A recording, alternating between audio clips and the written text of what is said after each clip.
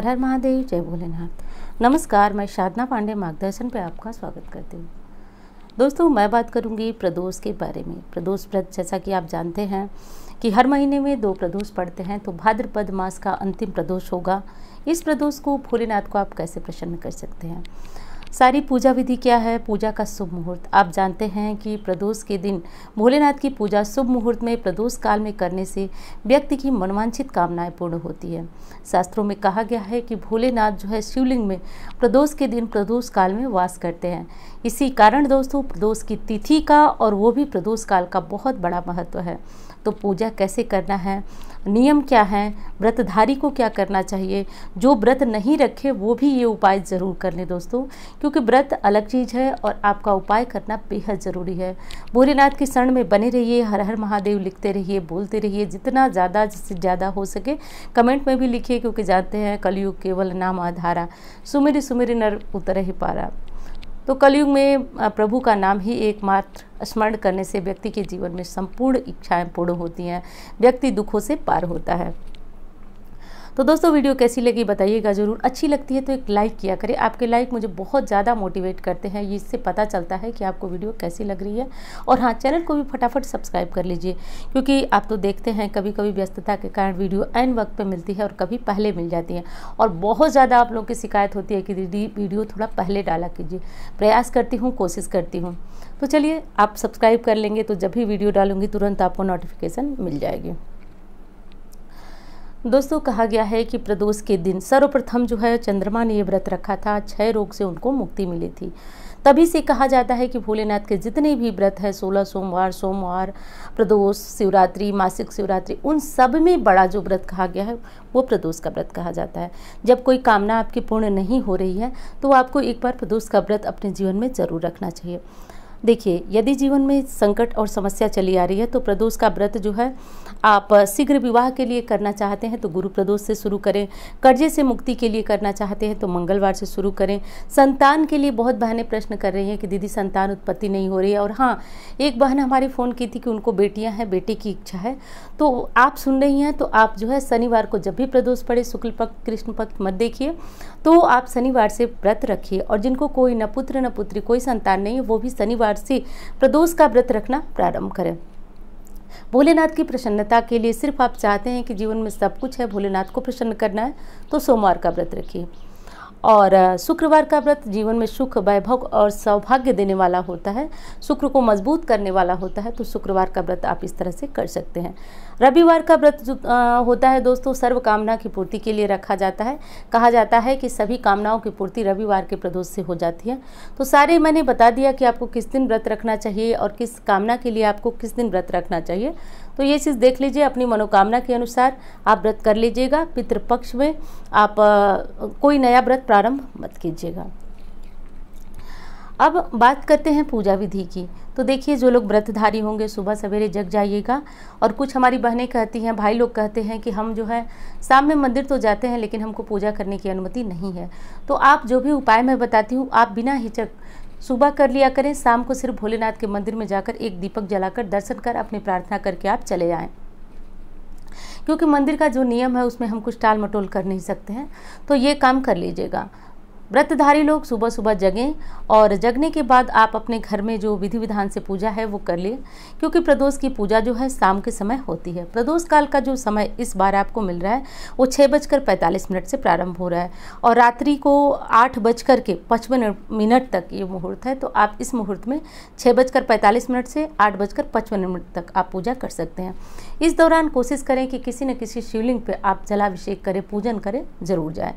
लेकिन ऐसा नहीं हो सकता तो घर में ही आप ये उपाय कर लें, यदि आपने शिवलिंग रखा है तो। दोस्तों, एक चीज़ मैं आपको स्पष्ट बता दूं कि भोलेनाथ की पूजा का जो सबसे अच्छा माध्यम है, जो सबसे प्रभावी तरीका है, वो पिंडी पूजन को ही, यानी कि लिंग पूजन को बहुत ज़्यादा महत्व बताया गया है। इसीलिए बार बार आपको कहा जाता है कि आप मंदिर जाइए, मंदिर में जाकर पूजन कीजिए। तो सुबह सवेरे जगिए और आप जो है फलाहार लेकर व्रत रखिए। शास्त्रों में तो कहा गया है कि जब तक भोलेनाथ की पूजा न हो जाए तब तक जल भी ग्रहण करना नहीं चाहिए, तीसरे पहर में ही जल ग्रहण करना चाहिए उनकी पूजा करने के बाद। लेकिन दोस्तों ऐसा संभव है तो कर लें, नहीं तो जल फल इत्यादि ले लें।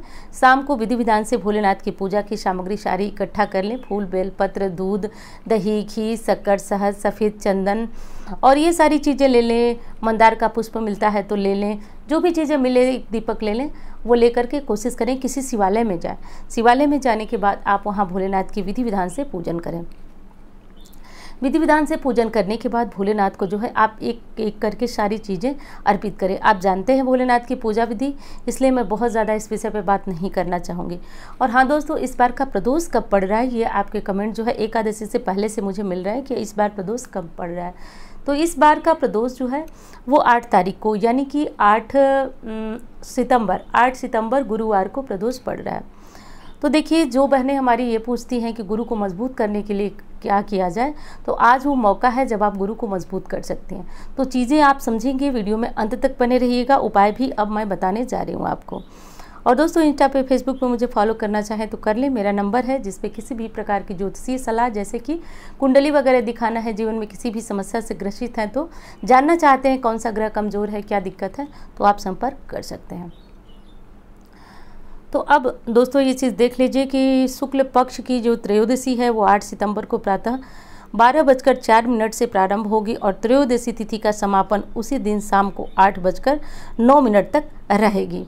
लेकिन दोस्तों कहीं कहीं पे ये भी चीज़ें दर्शाई जा रही हैं कि जो प्रदोष काल की पूजा का, यानी कि जो सुबह में शुरू हो जा रही है पूजा, जो 12:04 पर शुरू हो जा रही है, तो रात को 8:55 तक ये तिथि मान्य होगी।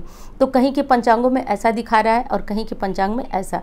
तो देखिए, पूजा आप 8:55 तक कर सकते हैं, जो हमारी बहनें लेट से आती हैं तो ऐसा कर लीजिएगा। और इस चीज़ का ध्यान रखिएगा दोस्तों कि आपको अपने जो प्रदोष का व्रत होता है उस दौरान भोलेनाथ के नामों का स्मरण करना बहुत ज़्यादा ज़रूरी है।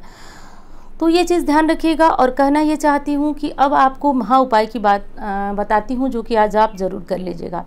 यदि आपके जीवन में विवाह संबंधी समस्या चल रही है, बच्चों का विवाह नहीं हो पा रहा है, बहुत ज़्यादा दिक्कत है, मनचाहा विवाह चाहते हैं, धन की दिक्कत है, संतान नहीं है और नौकरी में बहुत ज़्यादा प्रयास के बाद भी सफलता नहीं मिल रही है, तो आपको एक काम करना है। आज के दिन आप दूध ले लीजिए, गाय का दूध कहीं से इंतजाम कर लीजिएगा। ये मत मुझसे पूछिएगा कि पैकेट का दूध ये वो, आज सुबह ही दूध ले लीजिएगा। सुबह का दूध बासी नहीं माना जाएगा, सुबह का दूध शाम को चढ़ाया जा सकता है।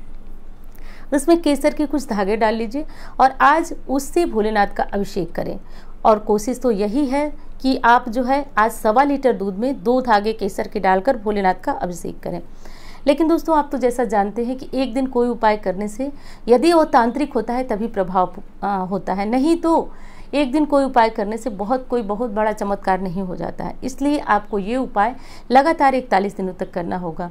लगातार जिस शिव मंदिर में आप जाते हैं बिना किसी नागा के। अब बहनें पूछेंगे पीरियड में क्या करें, तो देखिए मैं बार बार कहती हूँ, पीरियड के दौरान आपको छूट होती है, जितने दिन छूटे हैं आगे उतने दिन काउंट करके और ये उपाय कर लें।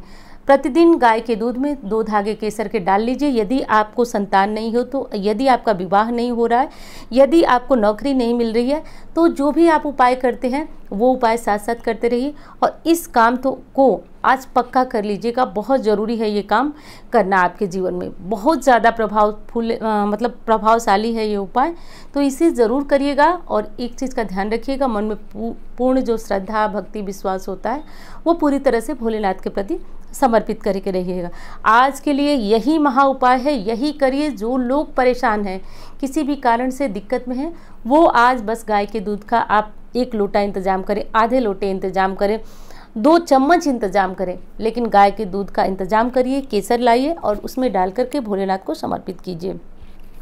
देखिए, सबसे बड़ा जो उपाय है वो गुरु को प्रसन्न करने का है, यानी कि भोलेनाथ पे जब आप केसर मिला हुआ दूध चढ़ाएंगे तो गुरु ग्रह आपका मजबूत होगा। आप तो जानते हैं, मैं बार बार कहती हूँ, गुरु के मजबूत होने से धन की समस्या दूर होती है, पति से संबंधित जो अनबन होती है, विवाह नहीं होना, मतलब जो भी दाम्पत्य जीवन से जुड़ी हुई समस्या है वो दूर होती है।